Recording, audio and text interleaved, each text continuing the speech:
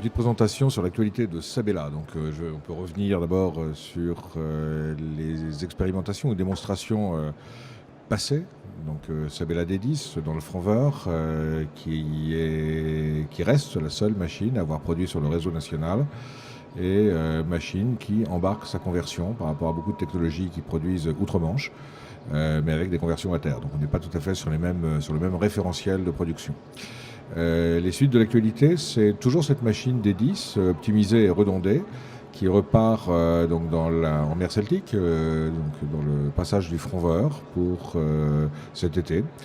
Elle va donc être reposée par 55 mètres de profondeur sur sa fondation et reconnectée donc au réseau ouessantin pour une période de 3 ans dans le cadre du projet ICE, projet qui est porté donc par la région Bretagne, un projet Interreg. Voilà. En parallèle de cela, donc toujours pour Ouessant, nous travaillons actuellement en partenariat avec Akio Energy sur un projet multi-énergie entre de l'hydrolien avec 2 machines D12, plus grosses et plus puissantes, couplées avec une éolienne à mégawatt et un parc photovoltaïque d'un demi-mégawatt et avec beaucoup de stockage tout autour du sujet, pour décarboner cette île à hauteur de 80% à peu près, alors que cette île est en mode totalement fossile à ce jour. Ce projet qui s'appelle Phare, donc porté encore une fois en partenariat avec Akio Energy, est une vitrine très certainement sur les développements à court terme d'un modèle énergétique insulaire adapté et décarboné. Donc le modèle énergétique sur ces territoires non raccordés, qu'ils soient insulaires ou des littoraux éloignés, et principalement à base de fuel et de groupes électrogènes. L'objectif est aujourd'hui de se substituer à ces technologies pour effectivement arriver à faire pénétrer des technologies industriellement encore immatures sur des champs d'application où l'énergie est à peu près 10 fois plus chère que sur les mix énergétiques qu'on peut trouver en France. Encore une fois, Ouessant, c'est 500 € le mégawattheure, la France métropolitaine, 50 €. Voilà, donc ça permet effectivement de justifier des technologies encore ou en cours d'acquisition de maturité.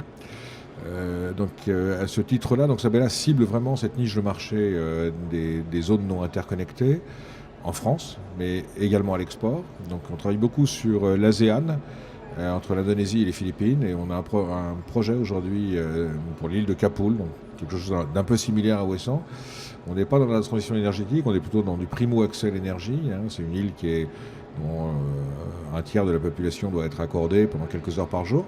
Donc l'objectif est ici d'apporter de la puissance à travers, là encore, un petit parc de quelques machines hydroliennes et du stockage.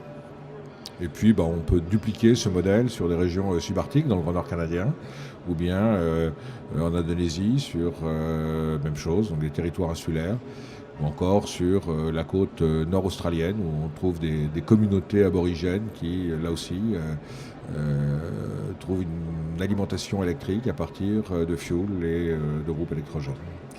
Donc voilà un petit peu pour l'actualité de Sabela. Donc le court terme, encore une fois, donc ce projet ICE pour la région Bretagne, toujours sur Ouessant, et puis donc à plus long terme, un projet comme Phare, et puis l'international sur cette niche de marché. Alors il n'empêche que, bien évidemment, ces technologies qui sont encore en cours d'apprentissage nécessitent du développement et de l'investissement, des fonds propres. Et bien évidemment, il faut donner une visibilité à cette filière à travers ce que peut annoncer l'État, même à des termes assez lointains.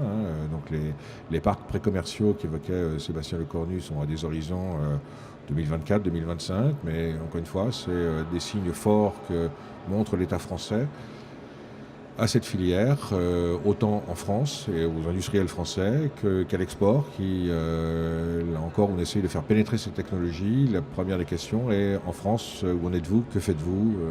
Voilà. Donc c'est le message qu'on peut faire passer, en tout cas à l'État. Merci.